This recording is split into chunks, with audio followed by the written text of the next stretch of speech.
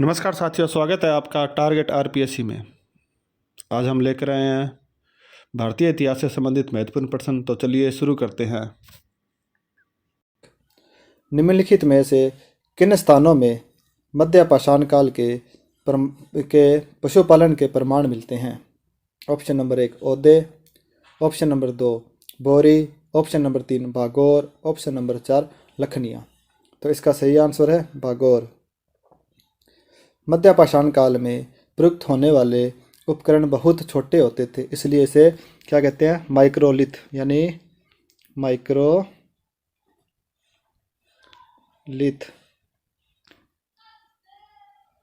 Microlith का मतलब है कि बहुत छोटे पत्थर के उपकरण। मध्य प्रदेश में आदमगढ़, मध्य प्रदेश में कौन सा है ये? मध्य प्रदेश में आदमगढ़। और राजस्थान में कौन सा है? राजस्थान में भागौर। भागौर से ये प्राप्त हुए हैं। जो पशुपालन के प्राचीनतम साक्ष्य इन दो जगह से प्राप्त हुए हैं। उल्लेखनीय है कि इस काल के मानव के अस्थिपंजर का सबसे पहला अवशेष कहाँ से प्राप्त हुआ है? प्रतापगढ़, उत्तर प्रदेश से। प्रतापगढ़, उत्तर प्रदेश से मानव के अस्थिपंजर का साक्ष्य प्राप्त हुआ है। प्रतापगढ़ उत्तर प्रदेश के कौन से जगह से हुए हैं? एक सराय नाहर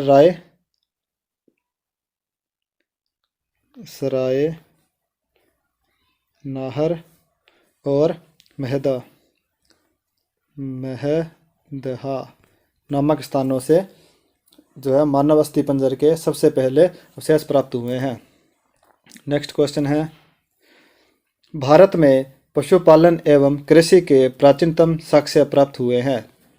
ऑप्शन नंबर 1 अंजीरा से, ऑप्शन नंबर 2 दमसदात से, ऑप्शन नंबर 3 मेहरगढ़ से, ऑप्शन नंबर 4 इनमें से कोई नहीं। तो इसका सही आंसर है इनमें से कोई नहीं, क्योंकि जो भागौर है और आदमगढ़ है ये दो जगह भारत के अंदर स्थित है, और इनमें से मेहरगढ़ है ये, इसका सही आंसर इसमें मेहरगढ़ है, परंतु मेहरगढ़ ये पाकिस्तान में स्थित है। वर्तमान में मेहरगढ़ बलूचिस्तान पाकिस्तान में स्थित है। कौन सी नदी के किनारे स्थित है ये? बेलन नदी के किनारे। बेलन नदी के किनारे स्थित है बलूचिस्तान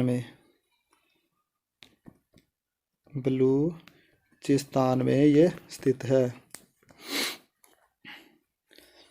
और यहाँ से एक नव पाषाणकालीन स्थल है। यहाँ से 7000 ईसा पूर्व के पशुपालन व खेती के साक्ष्य प्राप्त हुए हैं। इस स्थल से गेहूं, जौ,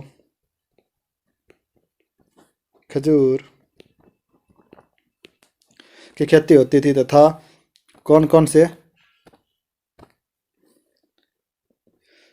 पशु पाले जाते थे यहाँ पे? भेड़, बकरियां तथा मवेशी पाले जाते थे। कालांतर में यहाँ हड़प्पा के शहरीकरण के पूर्ववर्ती काल में मेहरगढ़ के निवासियों ने एक उपनगर बसाया था। वे पत्थरों की मालाएं बनाते थे। यहाँ के निवासी लाजवर्दमणि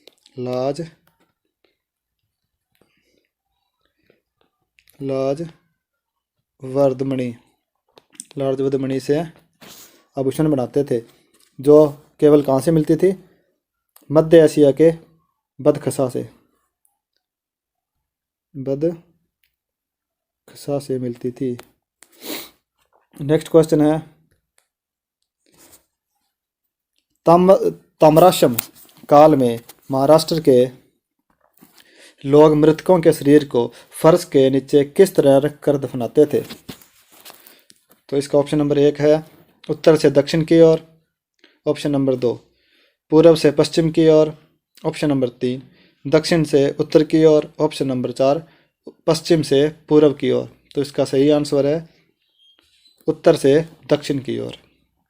भारत में सिंध क्षेत्र के बाहर अनेक विकसित ग्रामीण संस्कृतियों के दर्शन होते हैं। इन्हें ताम्र पाषाणिक कहा गया है? क्योंकि इन संस्कृतियों के लोग पत्थर के साथ साथ किसका प्रयोग करते थे? तांबे का प्रयोग करते थे। ताम्र पाषाणिक संस्कृति के सबसे अधिक स्थल पश्चिमी महाराष्ट्र में मिलते हैं। कहाँ मिलते हैं सबसे अधिक? महाराष्ट्र में।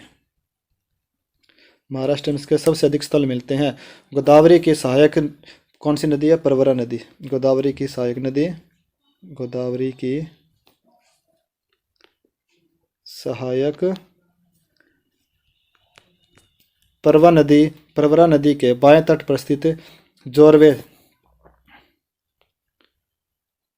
जोरवे इसका प्रतिनिधि स्थल है, अतः इसे जोरवी संस्कृति के नाम से जाना जाता है। इसकी सामान्य तिथि 1400 ईसा पूर्व से 1000 ईसा पूर्व मानी जाती है। यहाँ की एक विशेषता है कि बहुत सारे सभादान कलश में किए गए हैं। यह कलश घरों के फर्श के नीचे उत्तर दक्षिण दिशा में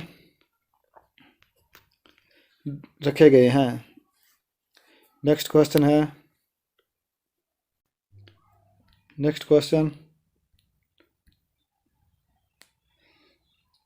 उत्खनित प्रमाणों के अनुसार पशुपालन का प्रारंभ हुआ था। ऑप्शन नंबर 1 निचले पूर्व पाषाण काल में, ऑप्शन नंबर 2 मध्य पूर्व पाषाण काल में, ऑप्शन नंबर 3 उत्तरी पूर्व पाषाण काल में, ऑप्शन नंबर 4 मध्य पाषाण काल में। तो इसका सही आंसर है मध्य पाषाण काल में। प्राप्त पुरातात्विक साक्ष्यों के अनुसार पशुपालन का प्रारंभ मध्य पाषाण काल में माना जाता है। भारत में मध्य पाषाण काल में पशुपालन के साक्ष्य मध्य प्रदेश के आदमगढ़ एवं राजस्थान के बागौर में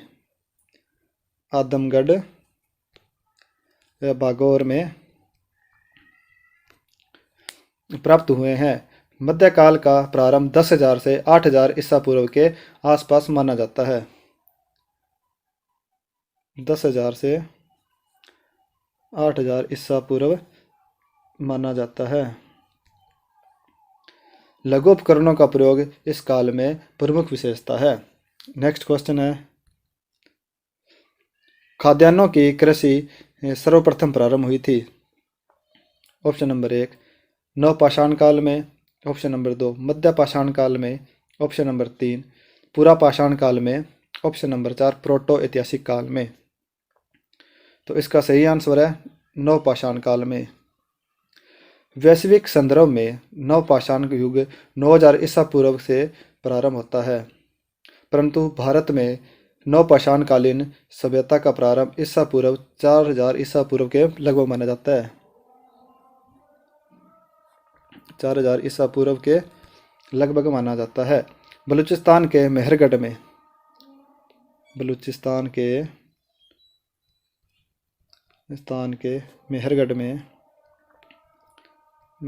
में एक ऐसी प्राचीन बस्ती मिली है जिसका समय 7000 ईसा पूर्व के लगभग माना जाता है। नवपाषाण अर्थव्यवस्था का आधारभूत तत्व खाद्य उत्पादन और पशुओं को पालतू बनाने की जानकारी है, जिसका तकनीकी आधार पाषाण उपकरण है। कौन से उपकरण है इसमें? पाषाण उपकरण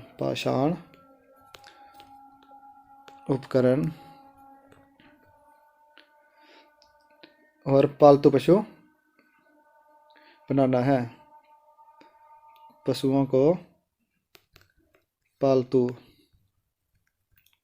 बनाना है। नवपाषाण काल की प्रथम और प्रमुख उपलब्धि खाद्य उत्पादन यानी कृषि कार्य है। पशुओं के उपयोग की जानकारी तथा स्थिर ग्राम्य जीवन का विकास है। कृषि के आविष्कार के साथ बर्तनों की आवश्यकता महसूस हुई, जिसके कारण कुंभकारी सर्वप्रथम इसी युग में परिलक्षित हुई थी।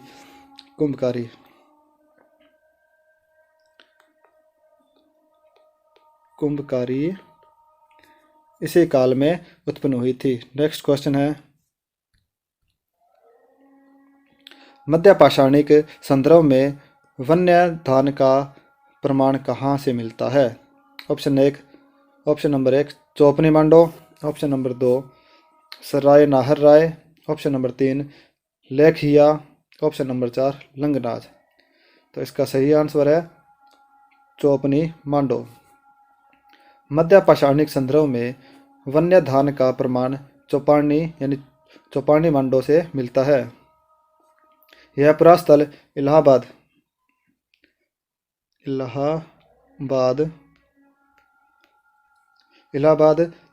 से मिलता है। इलाहाबाद के कौन सी तहसील में? मेजा तहसील में। इलाहाबाद की मेजा तहसील में बुड्डी बेलन नदी के बाएं तट पर स्थित है।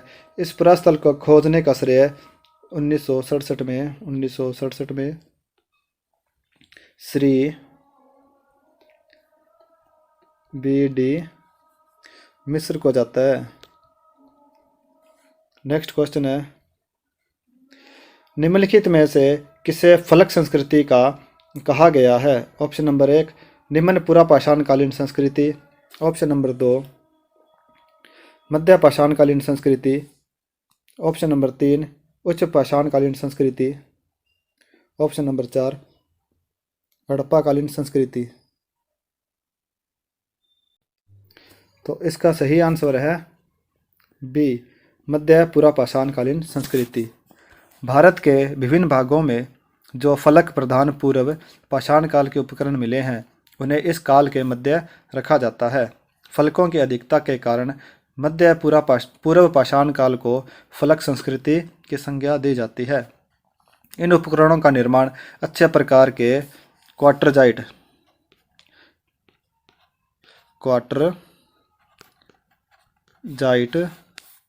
पत्थर से हुआ है। इनमें से चार्ट, जेस्पर, फ्लिंट जैसे मूल्यवान पत्थरों का भी प्रयोग किया गया है। नेक्स्ट क्वेश्चन है, सराय नाहर और महदहा संबंधित है।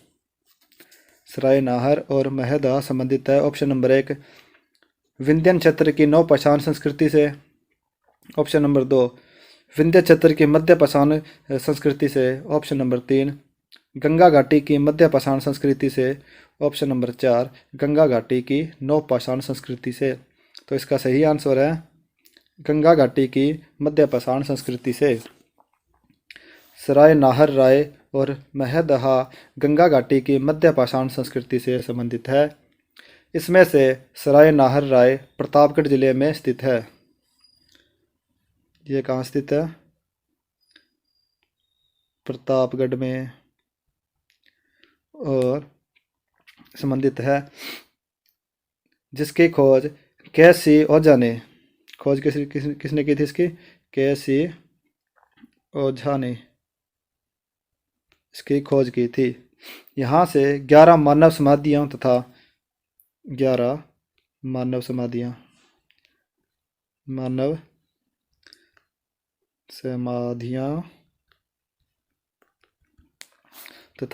8 गर्त चूल्हे मिले हैं। 8 गर्त चूल्हे मिले हैं। यहाँ एक समाधि ऐसी है जिसके एक साथ 4 मानवों को लिटाया गया है, यानी कि एक साथ 4 मानव दफनाए गए हैं। महदहा नामक मध्य पाषाणिक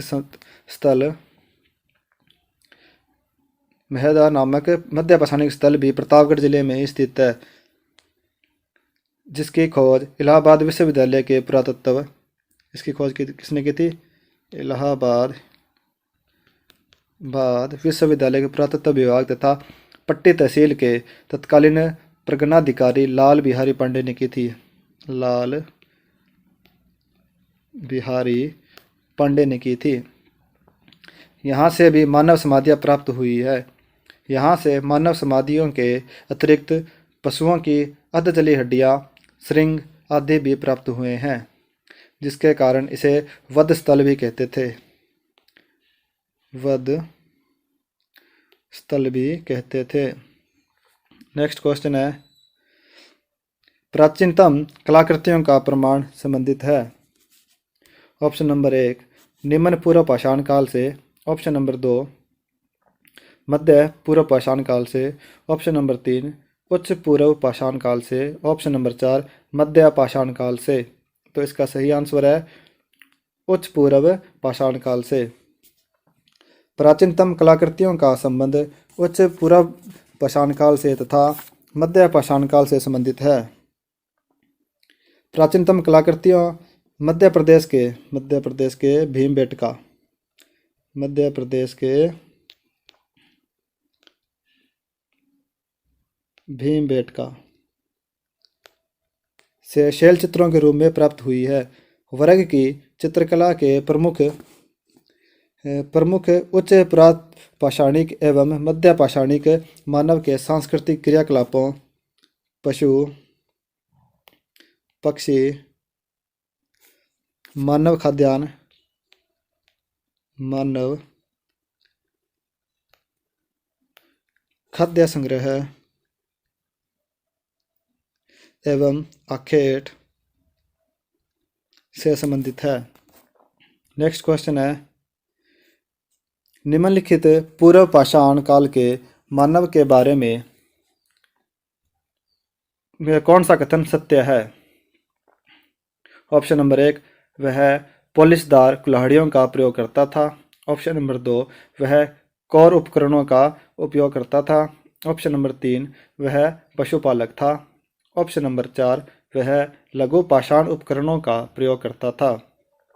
तो इसका सही आंसर है वह कौर उपकरणों का प्रयोग करता था। पाषाण युगीन सभ्यता का विकास हम हेमयुग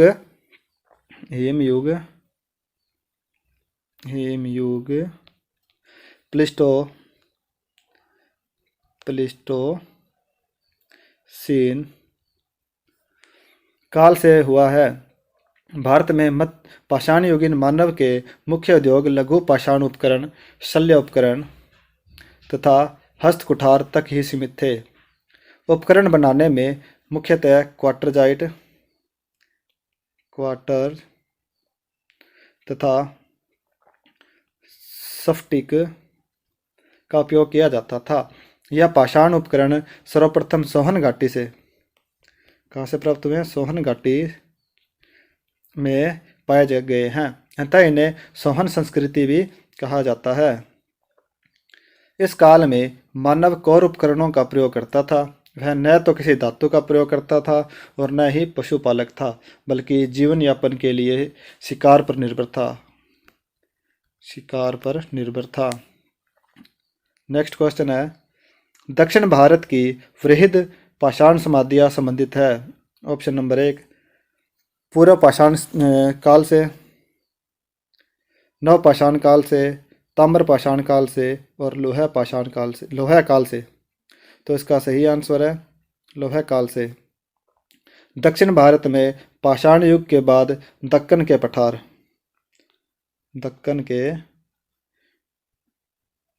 पठार तथा सुदूर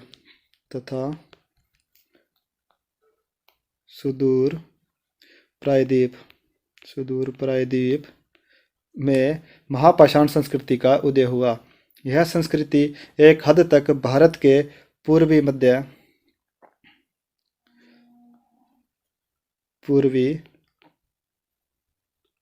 मध्य तथा उत्तर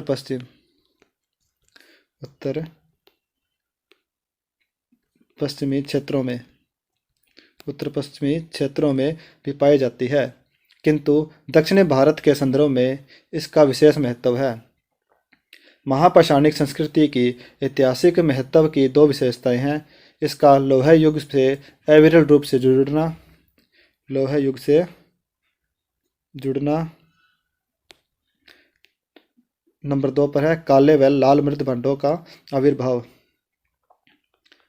लाल व काले मृद भांड। नेक्स्ट क्वेश्चन है, वृहद पाषाण स्मारकों की पहचान की गई। ऑप्शन नंबर एक है सन्यासी गुफाओं के रूप में। ऑप्शन नंबर 2 मृतक को दफनाने के रूप में। ऑप्शन नंबर 3 मंदिर के रूप में। ऑप्शन नंबर 4 उपयुक्त में से कोई नहीं। तो इसका सही आंसर है मृतक को दफनाने के स्थानों के रूप में मृद पाषाण स्मारकों की पहचान की गई है। दक्षिण भारत से प्राप्त वृहद पाषाण स्मारक यानी मेगालिथ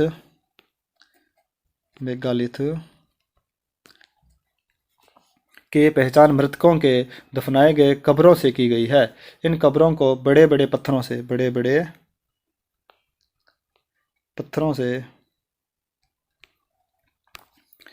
के टुकड़ों से घेर कर बनाया गया है। इन कब्रों से न केवल अस्थिपंजर बल्कि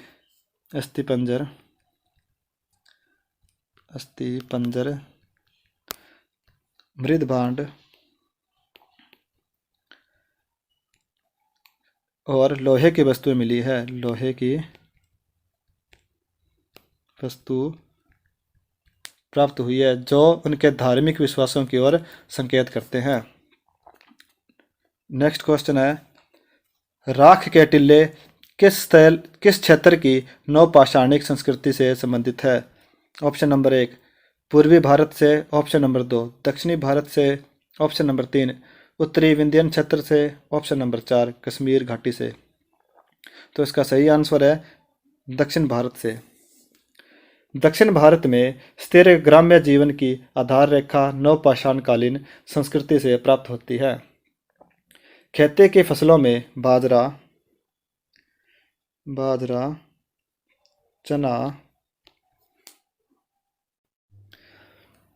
चना मिला है। मवेशियों भेड़ बकरियों के विस्तृत अवशेष तथा अन्य पशुओं की अस्थियां भी मिली है जिनसे अर्थव्यवस्था में पालतू पशुओं के महत्व का संकेत मिलता है। इस संस्कृति के लोग अपने मवेशियों को संभवतः प्रत्येक वर्ष की किसी कालावधि में अपने घरों के बाहर बांध देते थे। जिस इलाके में मवेशी रखे जाते थे उसमें लकड़ी के डंडों की बाड़ मिली है। लकड़ी की बाड़ मिली है। बाड़ के भीतर जो गोबर एकत्रित होता था उसे प्रतिवर्ष बाड़ के डंडों के साथ ही जला दिया जाता था। यह जलाने का कार्य संभवतः पोंगल समारोह के आसपास किया जाता था। किसके आसपास किया जाता था? पोंगल त्योहार के आसपास लकड़ी व गोबर के ढेर को जला दिया जाता था जो मकर संक्रांति को पड़ता था। प्रतिवर्ष इस प्रक्रिया की लगातार पुनरावृत्ति का परिणाम यह हुआ कि जिस जगह वह होली जलाई जाती थी वहाँ राख का टिल्ला बन गया। दक्षिण भारतीय पुरातत्व में इन टिल्लों को भस्म टिल्ले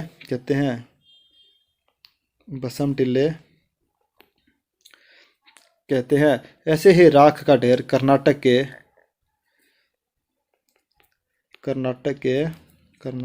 के पीकली हल व संगनकल्लू में प्राप्त हुए हैं। नेक्स्ट क्वेश्चन है, राख का टिल्ला निम्नलिखित किस नवपाषाणिक स्थल से संबंधित है। Option number 1 Budihal. Option number 2 Sanganakallu. Option number 3 Koldihwa. Option number 4 Brahmagiri. तो इसका सही आंसर है संगनकल्लू। कर्नाटक में मैसूर के पास भिलारी जनपद में स्थित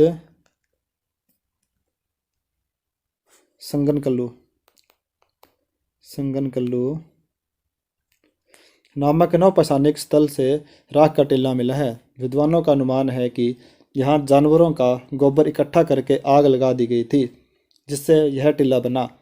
बुद्धिहाल भी एक पुरातात्विक स्थल है। यहाँ भी राख के ढेर पाए गए हैं, जो मध्य पाषाणकालीन स्थल है। यहाँ भी राख के ढेर पाए गए जो मध्य पाषाणकालीन स्थल है, जबकि ब्रह्मगिरी और कोलिडी हवा से क्रमशः मानव कब्र एवं धान की खेती का प्रमाण मिलता है। नेक्स्ट क्वेश्चन है, सिहावल एक पुरास्थल है। ऑप्शन नंबर 1 निम्न पूर्व पाषाण संस्कृति। ऑप्शन नंबर 2 मध्य पूर्व पाषाण संस्कृति। ऑप्शन नंबर 3 उच्च पूर्व पाषाण काल। और ऑप्शन नंबर 4 मध्य पाषाण संस्कृति। तो इसका सही आंसर है निम्न पूर्व पाषाण संस्कृति। निम्न पूर्व पाषाण संस्कृति से संबंधित 30 से अधिक पुरास्थल अब तक प्रकाश में आ चुके हैं। 30 से अधिक स्थल प्रकाश में आ चुके हैं। मध्य सोन घाटी के सिहावल, मध्य सोन घाटी के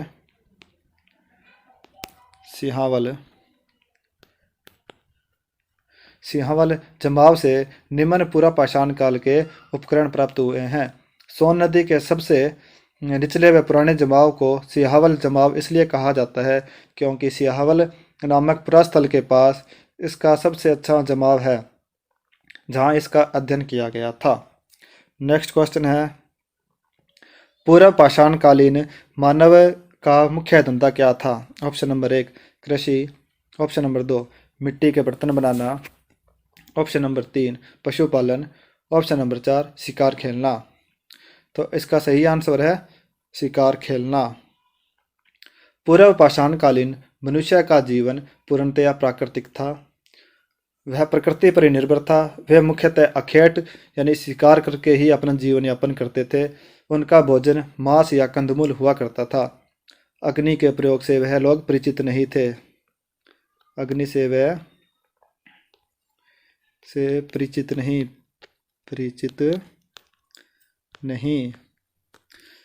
थे। वे कच्चा मांस ही खाते थे, क्योंकि अग्नि से परिचित नहीं थे इसलिए वह कच्चा मांस ही खाएंगे। उनके पास कोई निश्चित निवास स्थान भी नहीं था तथा उनका जीवन या खाना बदोश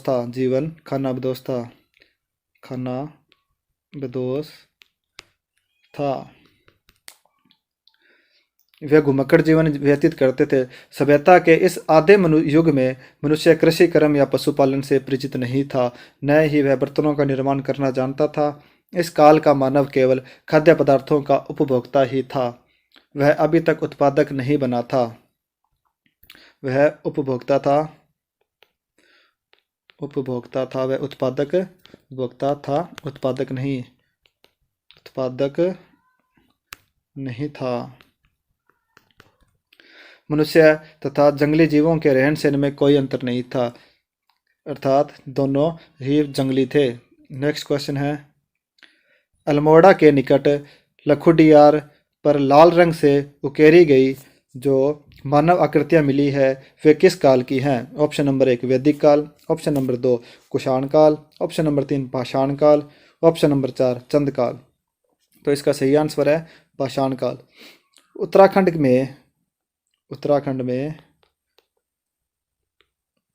में प्रसिद्ध पाषाणकालीन शैल गुफा चित्र स्थल लखुडियार आदि मानव कृतियों एवं पशुओं के चित्रण के लिए ख्याति प्राप्त है। यहाँ से पशुओं के और मानव की कृतियाँ मिली है। लखुडियार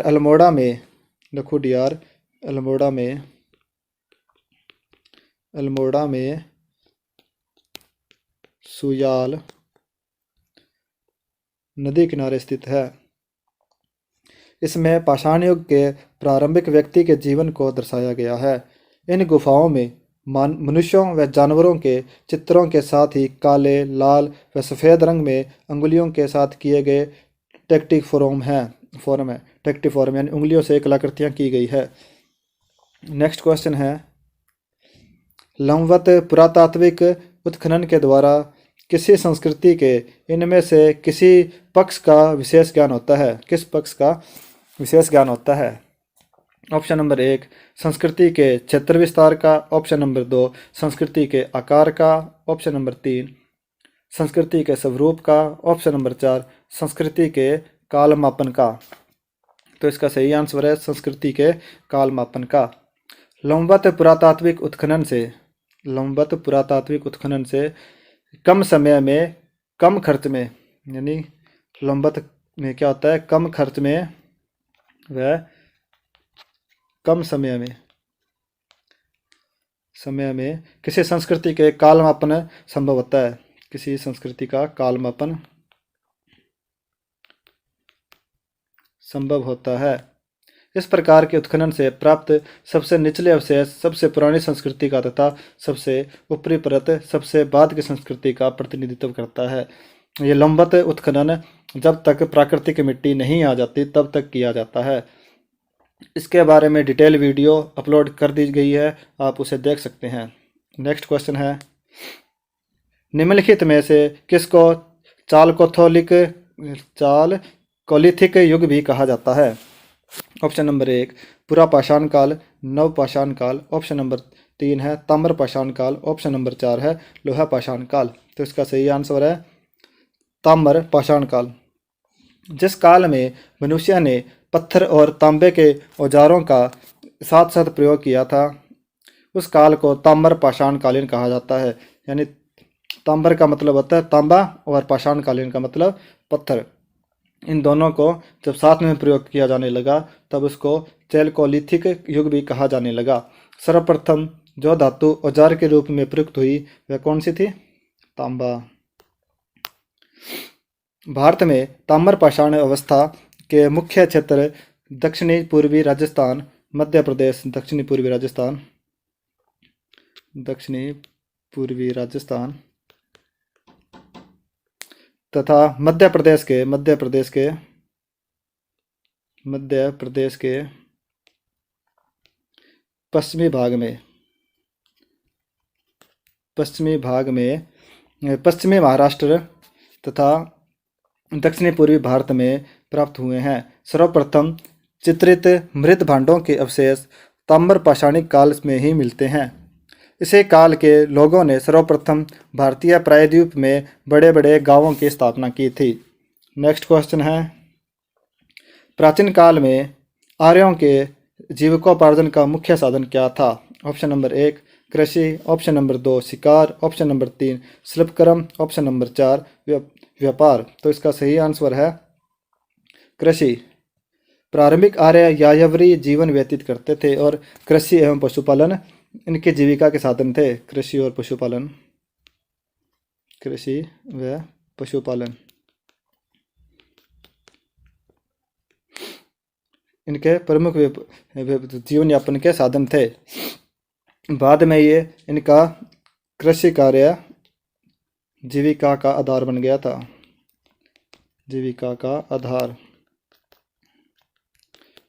था।